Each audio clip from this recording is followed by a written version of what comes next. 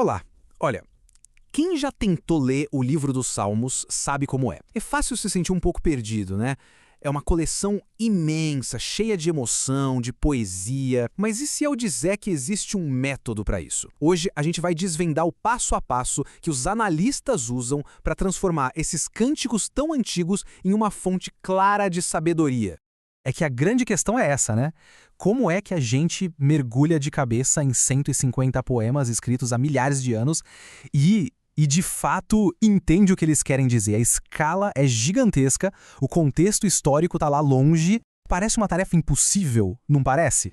Pois é, mas o pulo do gato para decifrar esses textos não é só ler por ler, sabe? A resposta está numa abordagem bem estruturada. Existe um método de análise que permite ir além das palavras, entender a intenção, a estrutura, a teologia por trás de cada salmo. E é exatamente esse método que a gente vai explorar agora. Então, o nosso roteiro é este aqui, ó. A gente vai começar entendendo o que é o saltério, depois vamos ver como classificar os salmos, quais são as ferramentas de análise, como aplicar tudo isso e, no final, pensar em como essa conversa continua super viva até hoje. Bom, vamos lá então. Primeira coisa, o mais importante de tudo. O livro dos Salmos, que a gente também chama de saltério, não é um livro só, com um começo, meio e fim. Pensa nele mais como uma coletânea, sabe? Um grandinário que guarda a alma da adoração do antigo Israel. Isso mesmo, são 150 composições diferentes. Cada uma delas tem sua própria história, seu propósito, sua voz. É uma verdadeira coleção de canções que sobreviveu ao tempo.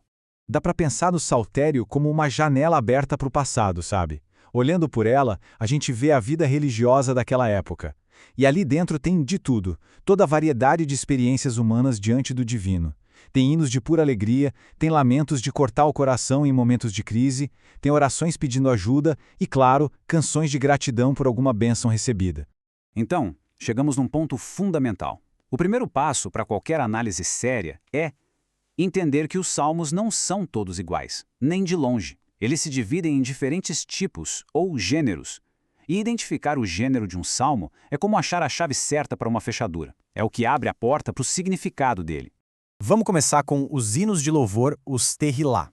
A estrutura deles costuma ser bem direta ao ponto. Eles começam com um convite, um vamos louvar, e logo depois apresentam os motivos para isso. Falam da criação, dos grandes feitos de Deus na história, das suas qualidades. Agora, mudando completamente o tom, a gente tem os lamentos, os tefila. Esses são literalmente os gritos da alma na hora da angústia. E eles têm um padrão bem claro. Primeiro, uma invocação a Deus, depois a descrição do sofrimento, um pedido de socorro e, o que eu acho fascinante, eles quase sempre terminam com uma declaração de confiança, de certeza de que a oração foi ouvida.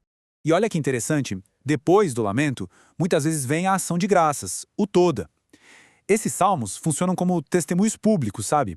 O autor chega e diz que vai agradecer, conta a dificuldade que passou e celebra o livramento que recebeu.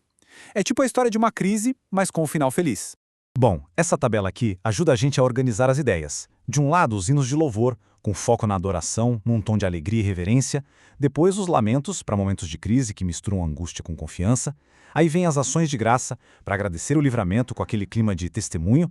E temos também os salmos reais, mais solenes, focados no rei. Cada um com seu propósito e seu tom. Ok, então a gente já sabe identificar o gênero. E agora, qual é o próximo passo? Bom, agora a gente precisa de uma caixa de ferramentas, digamos assim. Ferramentas para desmontar o poema e entender como ele funciona por dentro, quase como um mecânico da literatura. E o método central é esse aqui, um processo de 5 passos bem definidos. Passo 1, identificar a classe, o gênero que a gente já viu. Passo 2, achar as estruturas do texto. 3, seguir a linha de pensamento do poeta. 4, descobrir quais são os temas principais. E por último, o passo 5, fazer um estudo mais a fundo das palavras-chave. Quando a gente fala em achar as estruturas, é como ser um detetive procurando as pistas que o autor deixou no texto. Coisas como repetição de palavras, contrastes, metáforas e até umas estruturas poéticas mais complexas, como o quiasma. São essas pequenas coisas, essas engrenagens, que fazem o poema funcionar do jeito que funciona. Essa palavra quiasma pode assustar um pouco, mas a ideia é bem simples. Pensa numa estrutura de espelho, ou tipo um sanduíche. Você tem uma ideia A, depois uma ideia B no meio, e aí a ideia B se repete e a ideia A fecha tudo. Olha um exemplo. Começa com o Senhor é meu pastor, A. Aí vem as ideias de provisão e guia, B. E termina com pelo amor do seu nome, A. Fechando o ciclo do pastoreio. É um jeito muito elegante de dar destaque para a ideia principal.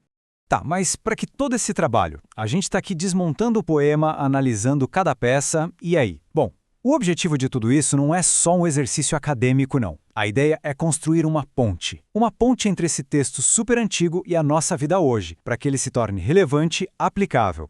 E essa frase aqui resume perfeitamente a meta final de todo o processo. A análise tem que levar a essa pergunta: como eu poderia pregar este material? Ou seja, e agora? O que eu faço com isso? Como esse conhecimento pode ser ensinado, pregado, vivido? É, no fundo, um chamado para a ação. No fim das contas, o resultado de todo esse estudo se divide em 3 partes. Primeiro, uma síntese, um resumo de tudo que foi observado.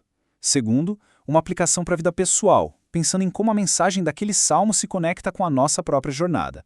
E terceiro, um esboço prático pronto para ser usado para pregar ou ensinar. E isso nos leva à grande conclusão de tudo isso. A lição principal é que essa abordagem metódica não é para dissecar um texto morto como se fosse uma aula de anatomia. Pelo contrário, é para trazer à vida um diálogo que começou há milênios. É justamente esse método que tira os salmos da prateleira de artefatos históricos e os transforma num recurso vivo, pulsante. Ele dá as ferramentas para que esses poemas antigos continuem a ser uma fonte poderosa de ensino, de inspiração e de reflexão para a gente hoje. E para a gente fechar, fica uma pergunta no ar. Se uma simples estrutura literária pode revelar tanto sobre o significado de um texto com milhares de anos, que outras estruturas, talvez ocultas, podem estar moldando as narrativas, as notícias, os filmes, as séries que a gente consome todos os dias? Fica aí a reflexão.